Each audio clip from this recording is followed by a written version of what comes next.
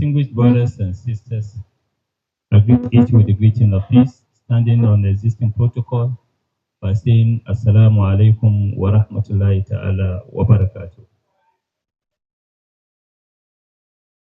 Today, as just like other days, Habibiyah has broken another record. God has a purpose for putting everything in a place.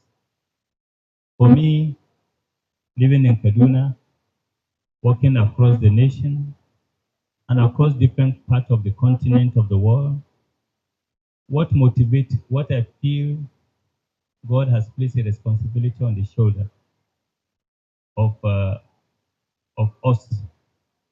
When Allah is talking what ummati yad'una ila al-khayr, it is here referring to among the Muslims there are going to be a group who will be calling, who will be reminding of our primary responsibility to every Muslim ummah.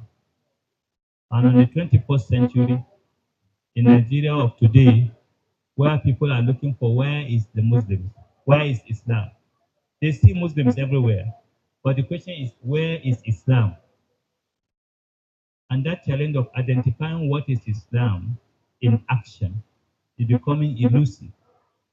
And I feel among various organizations, Islamic organizations, in my few years of working, dedicating my life, I was born to an imam. I live in a house where everything is about Islam, Islam, Islam, Islam. I grew as the son of imam, the grandson of an imam. So all I know is about Islam, Islam, Islam.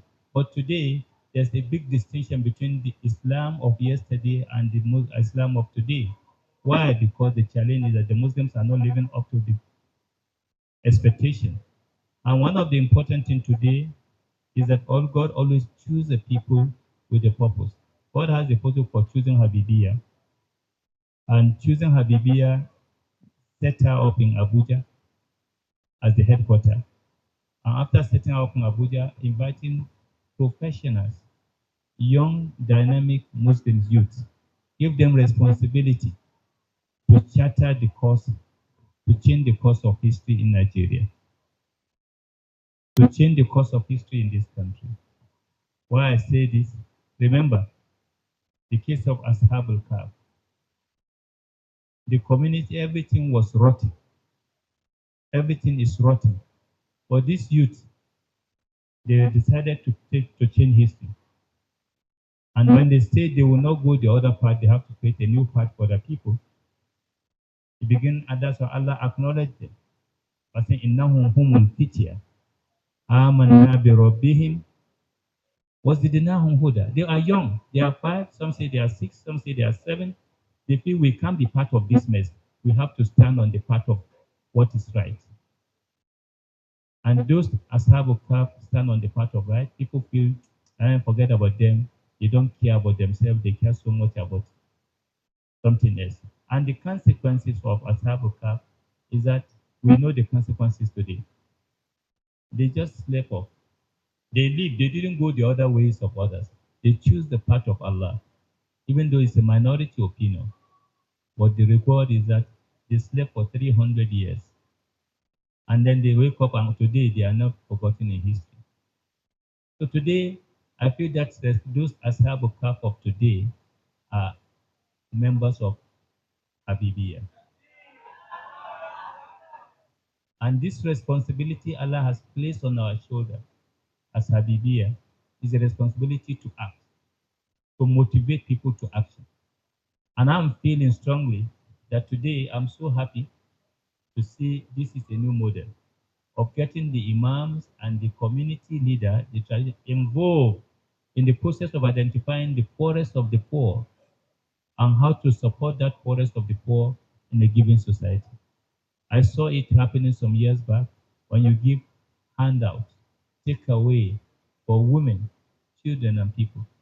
And we see you, because obviously one of the best acts a Muslim can do is to feed the needy.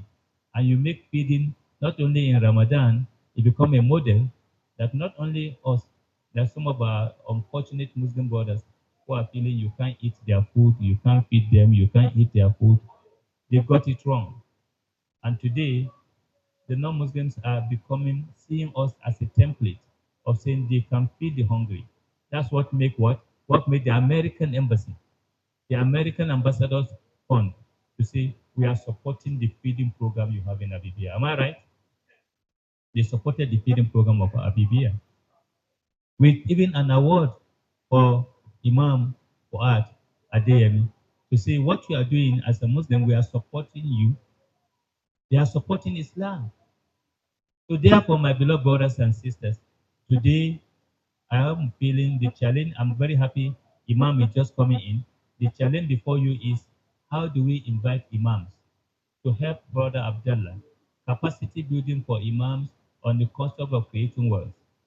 We saw non-Muslims are doing this.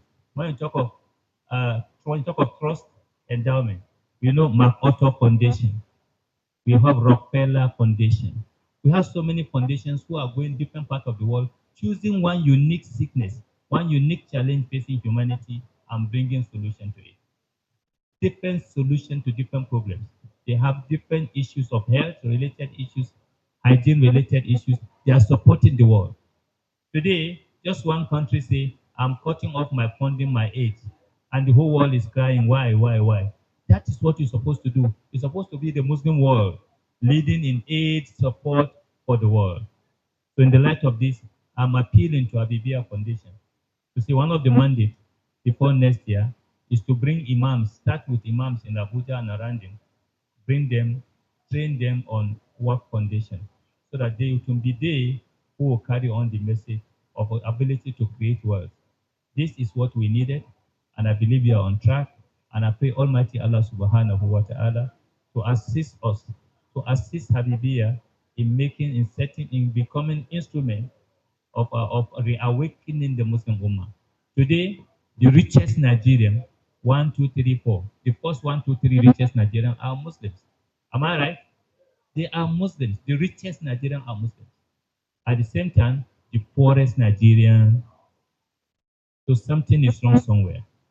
So therefore, we need to do something. And we are on the track, and I hope and pray that we need to see how best can we do multiple layers of training of trainers for imams and others who will be able to become the voices of creating wealth for our community. As a small imam, I have my own work, and I build a school, and I'm still building the school, and I have my vision for that, and I draw a line between my work and my family inheritance. Every one of us, the mistake you should do is don't carry your wealth where you have something for your family. Those who are to inherit you, don't carry all the wealth and throw into work, believing that you are doing good service. No, they are entitled to it. So make sure it's not more than one third, as the Imam say. The brother say, not more than one third of your property you invest in a work. Allah make it easy for all of us. Allah put barakah. Those who are supporting Habibiyah openly and in secret, may Almighty Allah reward them with the biggest of reward here and then in the hereafter. And all of those who are working hard, who are beneficiaries, may Allah answer the prayer of beneficiaries of Habibiyah project. Even those who come and drink water here, who take food here, Allah accept their prayers for us so that together we'll be part of those who will be rewarded hereafter. And may this institution in the next century, may it still be fresh, may our name be fresh in the mind of those who are handing over to. Dawana and alhamdulillahi rabbil alamin.